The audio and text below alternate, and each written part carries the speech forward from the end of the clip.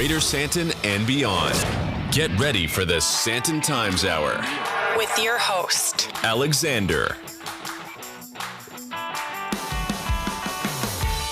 Ladies and gentlemen, everyone in between and beyond, this is the SANDTON Times Hour on Mix 93.8 and also available on all good podcast platforms. I'm Alexander Leibner and this is edition 120. It's week 26 of 2023 and it's one more time for June and then we're well into July. I'm excited to be with you again and it's always a pleasure to do this with you every single week.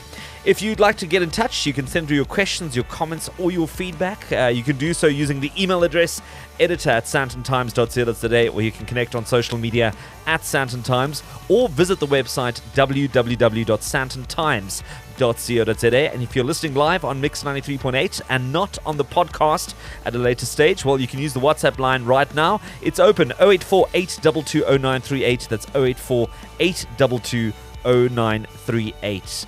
A special welcome to everyone listening in Gauteng, if you're in Johannesburg, Pretoria, or anywhere else in the province.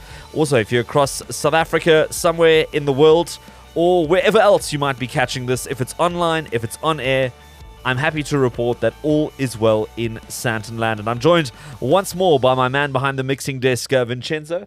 And yes, Vincenzo, I'm back in one piece from Sun City. I had a great weekend hosting the All Africa Business Leader Awards. They've been doing it for 11 years, and I was doing that alongside Fifi Peters, a very well-known award-winning financial journalist, and also Terry-Ann Chibet from East Africa. She's from Nairobi, Kenya, also massive on social media, massive media lady. From East Africa. It was great to be with her. We were doing this all for CNBC Africa. They hosted this event, and let me tell you, some of the wealthiest and most successful African business leaders on the continent in one room. It was quite tremendous, I think, especially after COVID and the pandemic. We had two-time Grammy award-winning Botha Kellerman, who was there. He performed, so it was overall, I think it was a superb weekend. And well done to also all the winners on the night who walked away with their trophies and that recognition.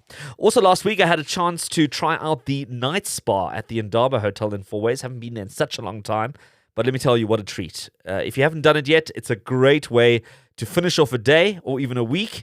And, they do a dinner. There's a couple of spa treatments. It's all heated. So especially in winter, it's nice to get into a nice crisp room. And it was a toasty. It's a toasty room. That's the one we want. And if you want to go all out, you can also obviously sleep there and you can do breakfast the next day. And it's just good stuff. Totally unrelated, Vincenzo, but I don't know have you been getting a lot of these spam emails about courier or postal stuff that's been sent to you and you're supposed to click on a link or send something to them? I mean, honestly, it's becoming ridiculous, these SMSs and these emails. And the best part is that I actually haven't used the post office in such a long time. I mean, I can't actually remember when's the last time I actually sent something through the post office or collected something through the post office. And I guess the scamsters just aren't doing their research here. I'd love to know if you're getting the same messages and if you too also haven't been using the post office. And it must seem so ridiculous to get this, and knowing that you full well haven't even been close to a post office. Anyway, coming up on this week's show, if you are into the outdoors, if you enjoy hiking, well, you might not be familiar with a gorgeous trail on the east coast of South Africa. There's more of that coming up shortly. Then, how have you been sleeping lately? If it hasn't been great, I'm going to be catching up with a sleep expert who has some simple and hot tips to improve your sleep. More to come on that. And then after that, there's a new burger champion in South Africa, and I'll be finding out what it takes to have the best buns and patties in town. So stay tuned. And finally, I wrap up the hour with a look at improving family time with your kids. This and more is all coming up in the next hour. But it's the best of talk and music on the SANDTON Times Hour. So let's kick things off with the latter. Show some love. subscribe, share, Leave a review and rating for the SANDTON Times Hour on your favorite podcast app now.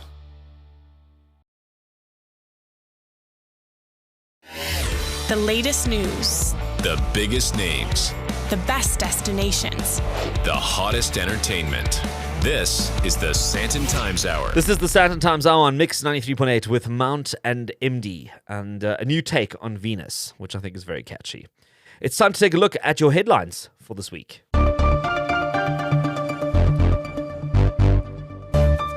So my broadband reports Eskom piloted the load limiting project in Fourways this past weekend, and according to this piece, trialling Eskom's load limiting measures during stage 1 to stage 4 load shedding means allowing users to keep lights, TVs, and other appliances on during the lower stages of load shedding, depending on their ability to reduce consumption. Now, the pilot focused on select customers with smart meters, and load limiting through smart meters is part of the demand-side management initiatives to manage and optimize electricity consumption to better balance the supply and demand of electricity on the grid during stages 1 to 4 of load shedding. And pilot areas included Beverley, Lone Hill, Craighaven, Magaliesig, Dainfern Valley, Witkoppen, Fourways, and Douglasdale. So as far as I understand this, from how it works, is that if you've got a smart meter, you get, I think, up to 4 SMSs telling you that load shedding is about to happen. You need to reduce your consumption to a certain level. If you don't reduce your consumption to a certain level, so switching off kettles and geysers and whatever else, you will get load shedding. So you get to be part of this as is everybody else. Or if you do manage to reduce consumption, then you get to have electricity for certain things in the house.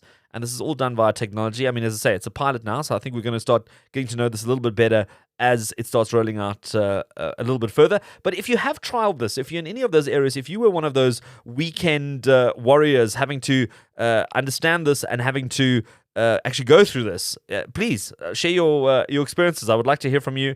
How did it go? Does it work? Is it a possible interim solution to making load shedding a little bit more bearable? Be quite fascinated.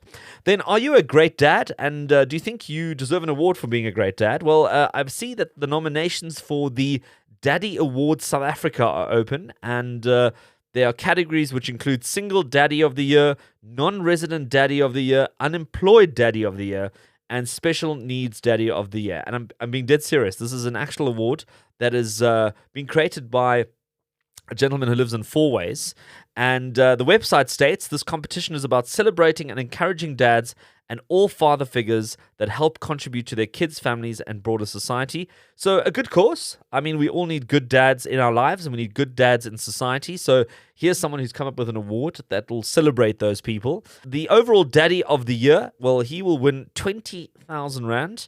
And obviously the title of Daddy of the Year. And the winners will be announced at a virtual awards ceremony on October 21st. So if you want to nominate your dad, or you know a dad that deserves nomination, the details are up on the website there, daddyawardsSouthAfrica.co.za.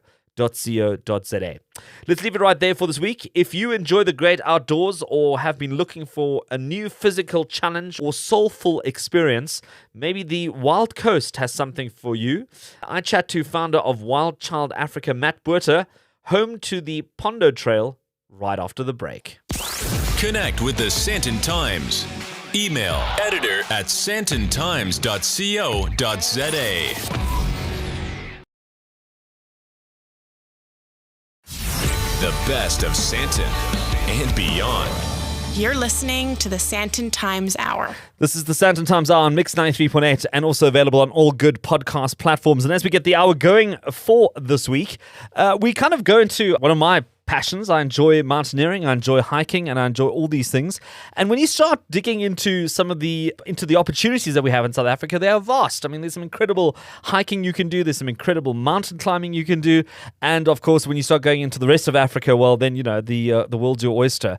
But closer to home, I came across this fascinating stretch of South Africa where you can do the most remarkable hike. If that's something that you enjoy, you can kind of take a week or so and sort of get to take in all the natural spectacle that South Africa has to offer. And joining me on the line to chat about this and more is Matt Botha. He's the founder of Wild Child Africa. And Matt, it's so great to have you on the SANTON Times Hour. Thanks, Alex. It's a privilege to be here. Thanks for allowing us on, man. Talk to us about the Pondo and the Pondo Trail. Where in South Africa would we find this? The Wild Coast, the stretch of coastline that sort of is the eastern border of the area formerly known as the Transkei. So the Wild Coast runs from the Mtomvuna River in the north all the way to the Kai River in the south, which is about a 311 kilometer stretch of coastline. So it's a kind of big chunk to bite off. And a lot of people just know the Wild Coast as the Wild Coast, but they don't understand how big it is. And the northern stretch of the Wild Coast, so call it the northern 100 kilometers of the Wild Coast, is known as Pondo Land. And that's where you would find our trail. We start just south of the Mtomvuna River and finish just north of Port St. John's. So along that, the Pondo Land stretch of coastline. So for those who enjoy, expeditions, who enjoy kind of a hike or doing something on the outdoors, people know the Fish River Canyon, people know the Otter Trail. How does the Pondo fit into that sort of list of remarkable sort of adventures that people can undertake in Southern Africa? It's a remarkable adventure. We seldom refer to our trail as a hike. We almost find that hiking is an incredible sport, but hiking obviously sometimes sort of starts at A and ends at B, where we feel that the real magic is in between A and B. So we call it an adventure rather. We touch on many different aspects. It's not just sort of starting at A and finishing at B. So there's an array of things from geography to history to the fauna to flora to learning to harvest the culture of the people, as well as the truly magnificent scenery that you'd see along the way. So yeah, it's an adventure. It is challenging, but it's a lot more of a spiritual and intellectual journey than just putting your boots on and walking. Well, take us through that. I mean, is it heavily organized? I mean, do I just rock up there with my backpack and everything else is taken care of? Or do I need to pack everything with me and sort of mule my way through the adventure and sort of set up camp? And I mean, we're all used to now switching on gas lamps and candles, so we're pretty good at that now. But I mean, is it something? Is it a bit more adventurous like that? So the Wild Coast is, and especially Pondoland, is very challenging from a logistical point of view. That's historically why they're pristine. It's really difficult to get to, and it's difficult to manage yourself along the way. So we realized that, and we've kind of taken the hardship away from that. So there's a hell of a lot happening in the background. We've got a big team that works from camp to camp, driving bags and setting up. We take care of all of that. You're just traveling light with your day pack, and we're providing meals along the way. All of your meals are included, your bedding, all of your alcoholic beverages and cool drinks and snacks along the way. And then we've got highly qualified guides that will lead each trail, primarily from a safety point of view, because there are a lot of river crossings. There's some slightly technical sections. So we manage safety very, very carefully. But also just from a storytelling point of view, we believe there's, a lot is in the facts, but a lot is in the way a story is told and the emotion that comes through in a story. And that's the way we like to run our trips, is that I think if there's sort of one word that is kept coming through feedback we get, is that it's life-changing, and it's wonderful feedback to get. But those are the sort of experience and moments we're trying to create along the way, not just walking from A to B, but creating these very, very special moments and memories with your family and friends. Well, I've always found that the Wild Coast has always been a little bit of an untapped part of South Africa. It doesn't feel like it's been as explored by tourists and locals alike. Are you finding this has become a very popular trail for people to do, something that people have really enjoyed doing?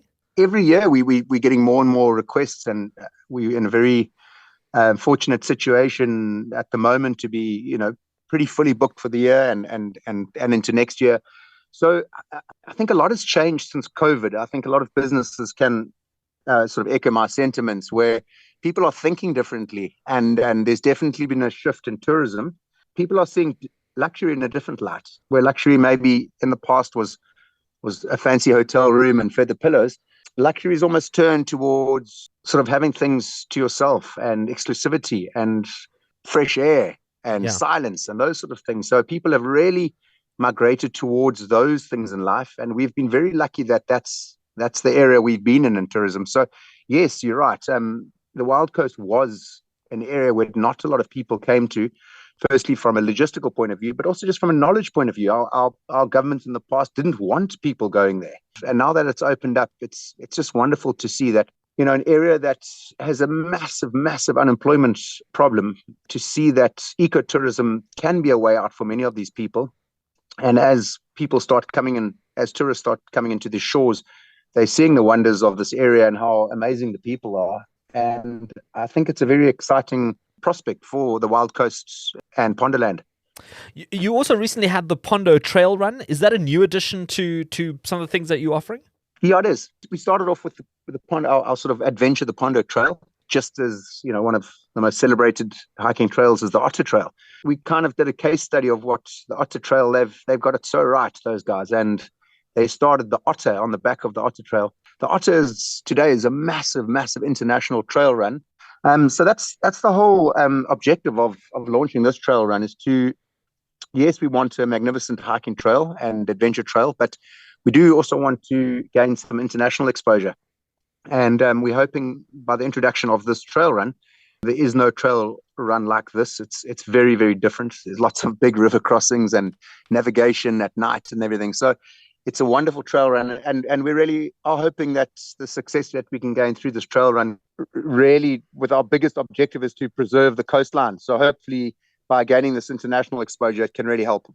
Fantastic. Well, there you have it, Matt Botha of Wild Child Africa, talking about the Pondo Trail Run and also the Pondo Trail. And if you're interested in doing this, if this is sort of whet your appetite to get out there and visit the Wild Coast, we're going to put all the information up on the Sandton Times Hour show notes on the website, sandtontimes.co.za, and you can go have a look there. And I thank my guest for joining me. And it's the bottom of the hour. We're going to take a quick musical break and more of the Sandton Times Hour right after this. For more, The Sandton Times Hour continues. You're listening to the Sandton Times Hour on Mix 93.8 with Boris Way and Pink Soldiers. You might remember that tune from that hit Korean Netflix series, Squid Game. And I think they got some new ones coming out hopefully soon. It was a very good show. Taking you to the second half of the Sandton Times Hour, my name is Alexander Leipner, and you know how this works. If there's anything that sounded great on the show and you didn't get all the details, you weren't quite sure who we spoke to, how we spoke to them, where you can find them, all the details are going to be up on the show notes on the website, www.sandtontimes.co.za. And there's a detailed breakdown for you every week on everything that's been discussed. Also, be sure to check out the social media accounts at Sandton Times and feel free to engage. Send through your comments, your thoughts, your tweets, your voice notes, whatever works for you. And also use the hashtag Sandton Times Hour. Now, if you know me well, you know that one of the things I really enjoy is sleeping. And not in a negative way. I think sometimes sleeping has a negative connotation to it. But I'm a big believer in the 20-minute power nap. So if you've got a long day and sort of halfway through the day, you think, oh, you know what, let me just take a 20-minute power nap. And you wake up and you are ready to take on a whole new day. And it's like halfway through the day. So I thought, well, let's chat about sleep because it's such an important part of what we do. It's sort of the negative space. If you talk about design, you talk about the things that you've put on a canvas and then all the space that isn't there that doesn't need to be filled. So sleep is as important as doing things. And here to talk to me about this is Vanessa Ascencao. She's a health and wellness expert. And Vanessa, tell me a bit more about sleep. How important is it for us? So if I had to tell you that if you had to invest one thing in your life, it would be investing into good quality sleep. It's so important. And it's something that's obviously neglected a lot. We always think we can make up sleep, which we definitely can't. But it's where all the rejuvenation, restoration happens in the body and in the brain specifically. So if you want to function as an optimal human being and optimize your health, sleep is absolutely fundamental. And where people notice this the most is when you're younger, you can kind of get away with it. And we put so much into kids sleeping a good amount of time. And as adults, we tend to, not focus too much on this. But menopausal women, premenopausal women, and people that are experiencing a lot of anxiety, depression, just a sense of overwhelm and burnout specifically. This is when you start looking at different root causes of how you're feeling, which is very important. I practice functional medicine, so you always get to the bottom, to the root cause of anything. And that's when people start realizing, actually, I'm not getting good quality sleep. My body is not recuperating. It's not rejuvenating. My brain is not working optimally. I've got brain fog. I feel overwhelmed. I'm hungrier. I can't lose fat. Now, for any of those people who struggle with weight loss, fat loss happens during sleep. growth hormone is produced during sleep. Cortisol production is reduced if good quality sleep happens. So if you wake up in the morning and you need a lot of caffeine and sugar to get going, your adrenals and your cortisol are a little bit out of sync. Your hormonal balance and endocrine system only can function optimally with good quality sleep. Your mood, your ability to take on life, your zest for life, this only happens with good quality restorative sleep. So, the body's so interconnected. You look at how your brain's functioning, how your hormones are functioning. What is your body weight like? What is your energy like? What are your hunger levels? And most people will find that they suffer from burnout, brain fog, excessive stomach fat, high cortisol levels, extreme anxiety, mood swings, hormonal imbalances, and it often links back to sleep. So that's a long-winded version of why sleep is everything. Listen, I have to echo the first part that you said in the beginning there in terms of investing in your sleep. I mean, beginning of this year, I bought a brand new mattress and it wasn't cheap, but it was worth the investment. I got a mattress topper, good linen, good pillows. I mean, you spend more time sleeping than you probably spend in your car, yet so many people will cut corners when it comes to their bed, when it comes to their bedroom, and spend more money in their car, which they probably only spend 2 or 3 hours in a day, versus 8 plus hours in your bed every single night. Now, Vanessa, what are some of the fundamental basics? Because I know this is going to end up being a very long conversation. I mean, there's probably so much here to unpack, but to get us going, at least as an initial conversation, what are sort of the fundamental things that you need to get a good night's rest in terms of temperature, lighting, sort of quality of your surroundings in a bedroom? Okay, so the first thing is you produce melatonin in the morning. A lot of people know melatonin as a sleep aid. So you actually produce melatonin in the morning. So the first thing you should do is wake up and with no sunglasses on, look at the first morning sunrise, or as soon as you can get outside, look at the sun directly. It then starts a cascade of endocrinal functions that start producing melatonin for later in the evening. The other thing we do is we look at artificial light when our melatonin is kicking in and we are about to rest. We're looking at blue light, screens, TVs, we've got flashing devices in our room, all kinds of things. This is artificial light. The minute the brain and the eyes are exposed to artificial light, it means it's daytime. So you will not produce the hormones to get restorative, good quality sleep. So the first thing you do is 2 to 3 hours before bed is to actually eliminate this artificial light. In South Africa, we're lucky that we've got load shedding, and that hopefully some of us are using candles or something in the evening to create that ambiance of, okay, it's time for the body to rest. So that's the one thing. And then excessive eating or stimulant intake in the evening is obviously going to affect your sleep. So alcohol is actually a stimulant. So for those people who use it to unwind, it actually is stimulant that then starts affecting your liver as well. And your liver, if anybody wakes up at 2 or 3 in the morning, sometimes 1, it's a sign that your liver is overworked. So too much sugar, too much alcohol before bed. Remember, your organs, and specifically insulin, needs to be low when you go to sleep. And if you are busy digesting an excessive amount of food and sugar, there is no way that any kind of rejuvenation is going to happen and proper rest if your body is spending an excessive amount of energy digesting a whole lot of food and sugar and getting rid of, trying to lower your blood sugar levels, etc. A lot of the research shows that you need to sleep in a cool room. And then you also need to be able to have, not like flashing lights in the room. So no decoders or things that flash creating a dark room is very important. One of the things that I find for most people that works very, very well in my experience, and I urge people to research this themselves, is taking magnesium and ashwagandha before bed. This is a completely natural way to actually calm down the central nervous system. Ashwagandha is an adaptogen, so it helps the body get into balance. It's very good to lower cortisol levels. And magnesium is the master mineral that calms the central nervous system down. So many people will know about Epsom salt baths. So that's one option of getting magnesium in, but I don't feel like it's enough because you need to sit in there for 30 minutes.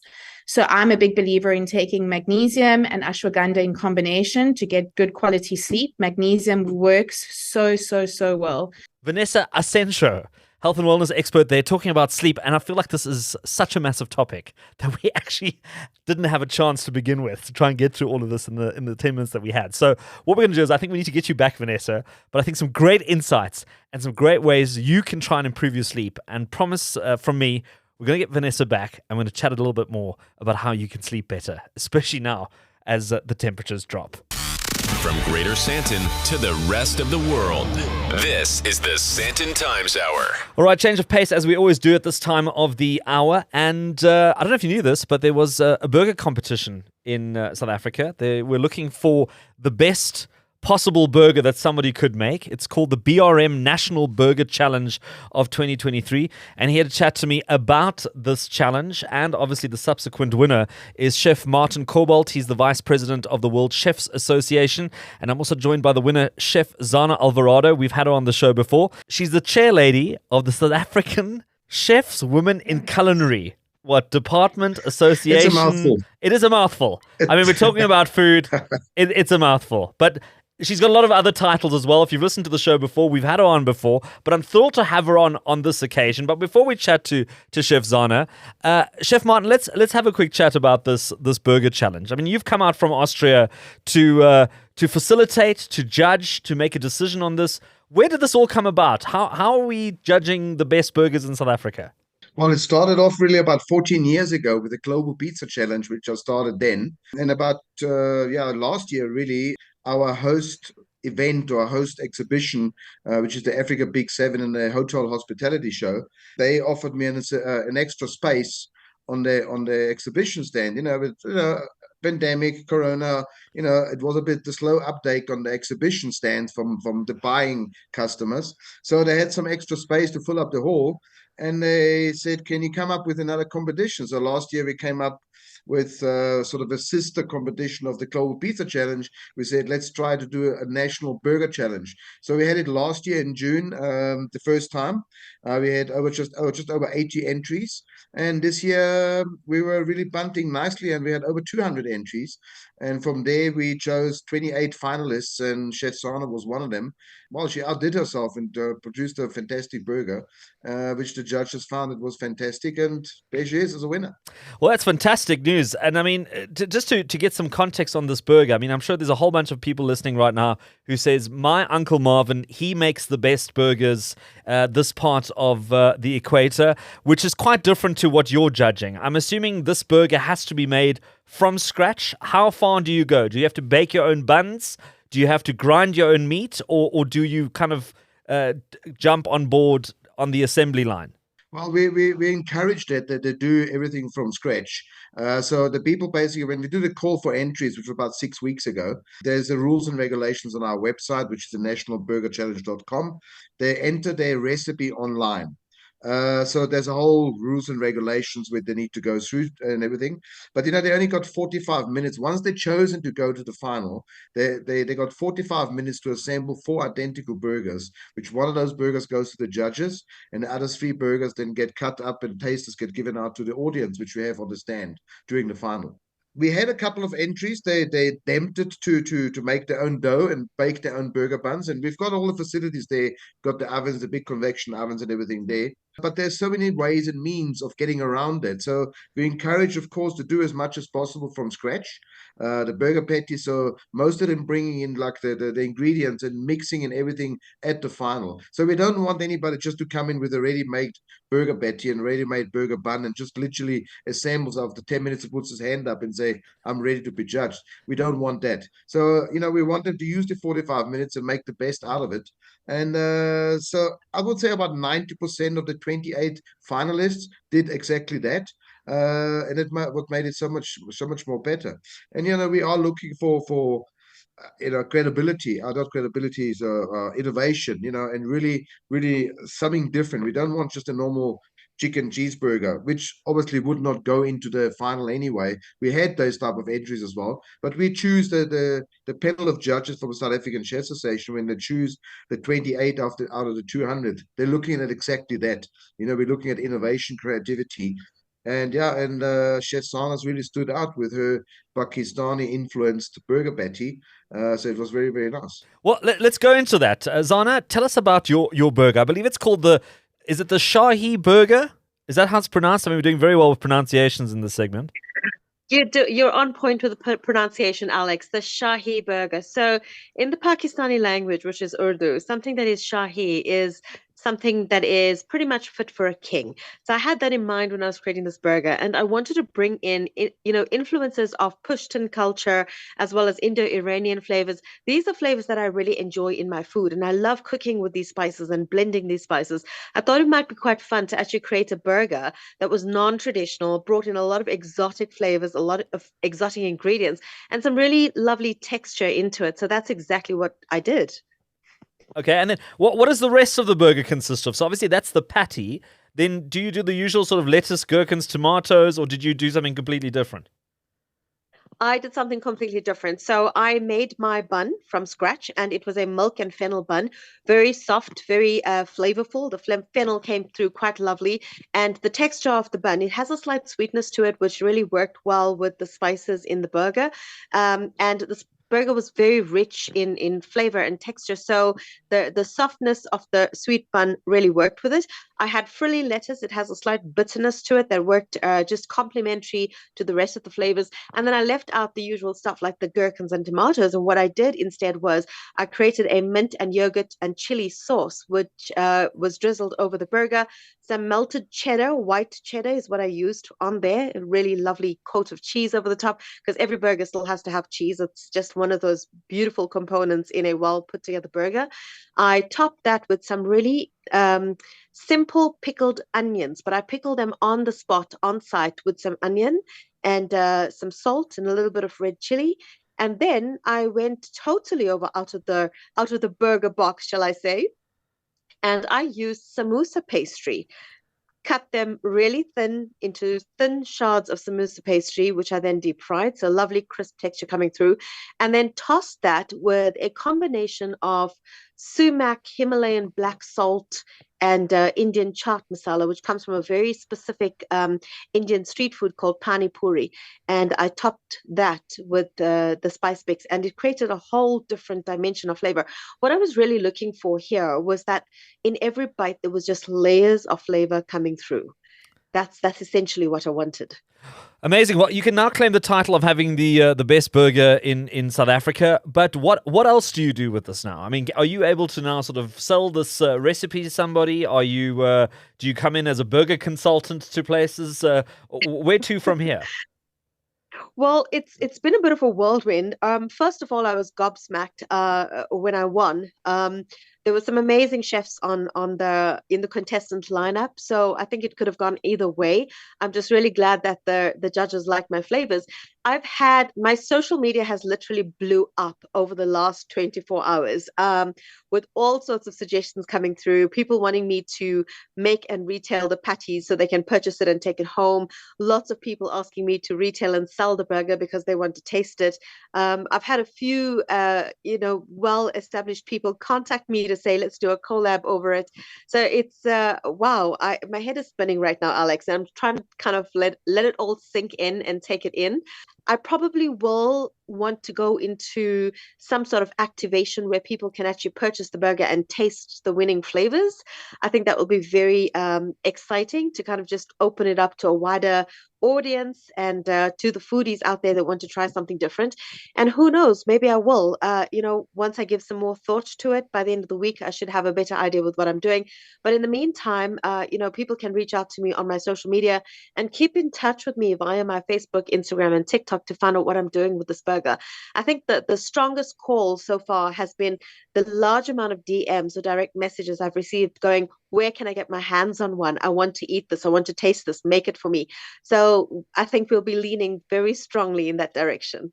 I agree with that, and I think that's a really good idea, and I'm also going to be joining that queue to go and try this burger. Chef Zana Alvarado, amongst the many other titles that she has, she's now the BRM National Burger Challenge winner of 2023 with her Shahi burger, and Chef Martin Kobald, Vice President of the World Chefs Association. I thank you for making time to be on the SANTON Times Hour. We're going to take a quick break, a bit of music, and then we'll be back right after this. Follow the SANTON Times on social media. At SANTON Times. This is the SANTON Times Hour on Mix 93.8 and also available on all good podcast platforms. And that was Diplo and Sonny Fodera with Turn Back Time. As we reach the last 100 meters of this week's hour, I'm thrilled to be joined by Brent Hutcheson. He's the Director of Care for Education. And Brett, I got to see you towards the end of last year. Lego released some interesting data, some interesting research around play and the interaction between kids and parents.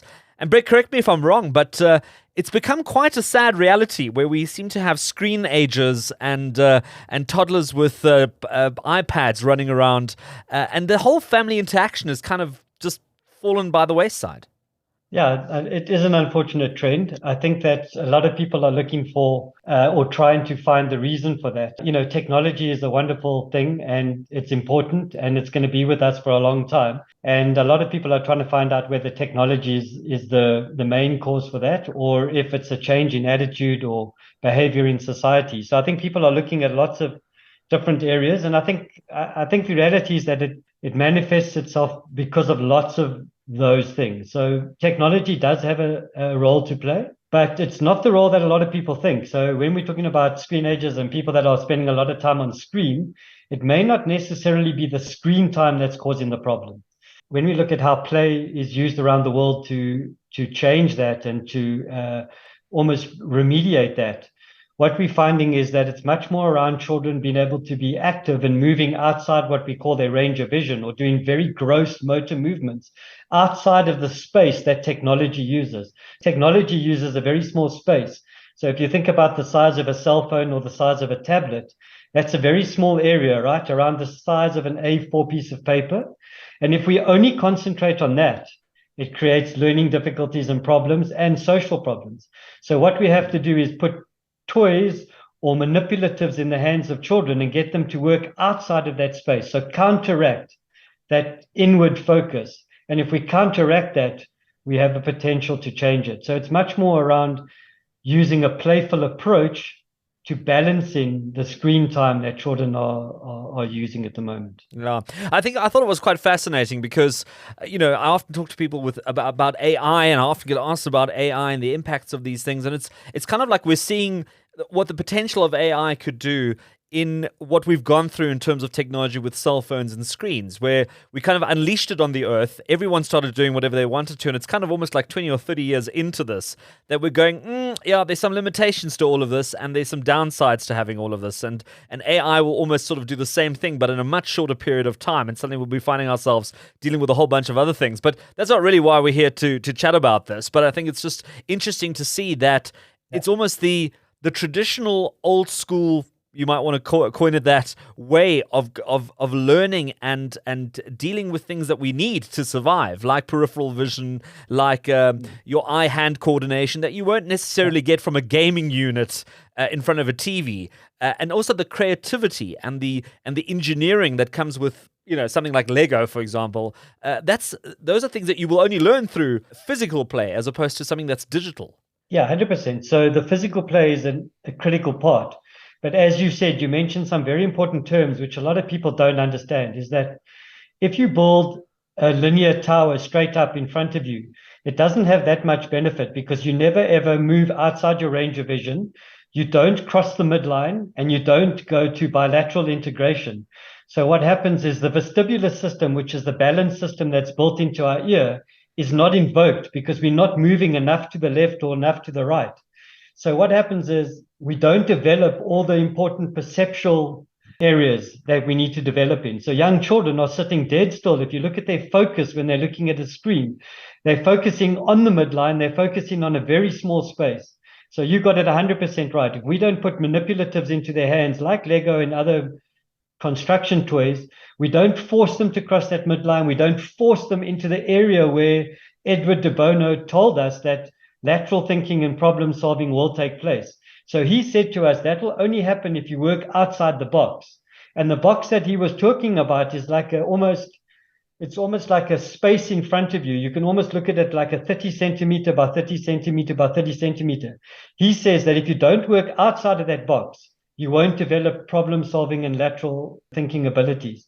So yeah, spot on, 100% right. We just got to counteract technology, which is obviously also a good tool, but not something you want to spend your whole day on. Yeah, I mean, I can't remember any great sort of story that started with, remember that one time when we shared a smartphone together, Johnny. So what can parents do to kind of counteract this? I mean, I'm sure there's a lot of parents who are going, listen, it's a desperate solution to the everyday, but we realize that putting our kids in front of a computer or a cell phone or a tablet is not the way to bond. I mean, we're not going to be having any sort of lifelong family memories around the iPad or whatever. So what do parents do? Like, what are some simple things that people could implement to sort of counteract that? Yeah, it's very difficult. It's become an incredibly good babysitting tool. The reality is that the child is moving around less, is a bit quieter, and so this technology has replaced us. And the difficulty is that it's actually hard work. It's hard work to do what you're suggesting. So the parents have to realize that there are advantages to that, though. So what happens is the social bond that needs to be created will get stronger if you put that effort in, and it definitely won't get stronger if you don't. So a lot of people say, well, are there negative results? I believe there are negative results. And what are the positive results? Well, if you put the effort in, there's a very good chance that you will strengthen your child's learning. So what happens is children are born curious. They want to know about things. They want to experiment. They want to touch things. We all know that, right? You only have to watch a young child. And so children go out and do that. And they're trying to make sense of their world. So as they're touching and playing, that's whether you're 2 years old or whether you're 5 years old, you're still trying to make sense of your world. You're touching, feeling, physically interacting with the world around you. And they explore and they imagine and they play all of these games. And at some stage, they kind of invite their parents into that world. They almost experiment by saying to their parents, can I show you what I've done? Or can I show you what I've just found out? And quite often the parents don't have time and they don't get involved. But if a parent does just take the time to get down onto the floor, go and have a look at what the child's built. It could be a Lego construction. It could be anything, right? Just take the time. What happens is the children then develop language skills as they share their discoveries or talk about their feelings, how they felt while they were doing it. And then this gives value to that story and it encourages that behavior. So if the parents go, oh, wow, that's fantastic. Why did you do this? The minute the parent shows any interest in that, even if it's just for 5 minutes, it supports that process of discovery. And so children go, oh, wow, I like this when my parents support me. I want to continue learning like this. I'm going to continue to drive my own learning process. So that 5 minutes of engagement that we require can make a huge difference in the development of the child. Yeah, fantastic, man. And I think it's such valuable insights. And as I say, it maybe just needs that reality check for some people to say, well, you know what, maybe we need to do more of that and less of screen time. And of course, we all know that your eyes go square if you spend too much time in front of a TV or a computer. So Brent Hutcheson, thank you so much, Director at Care for Education. Thanks for making the time to be on the SANDTON Times Hour. It's a real pleasure. Thank you. And that's it for the SANDTON Times Hour on Mix 93.8 and is always available as a podcast on Apple, Google and Spotify. If you want to get in touch, you can email editor@sandtontimes.co.za or reach out on social media at SANDTON Times and also visit the website www.sandtontimes.co.za and feel free to send through your questions, your comments, your thoughts, your feedback, your input into the content. All of that is very much welcome. Thank you to all my guests who made time to be on the show this week, as well as Vincenzo, our trusty Italian behind the mixing desk. Thank you for everything you do every single week. And also the team at the SANDTON Times, as well as everyone at Mix 93.8. And of course, you, the listeners, thank you for listening every single week. And let's connect again next week.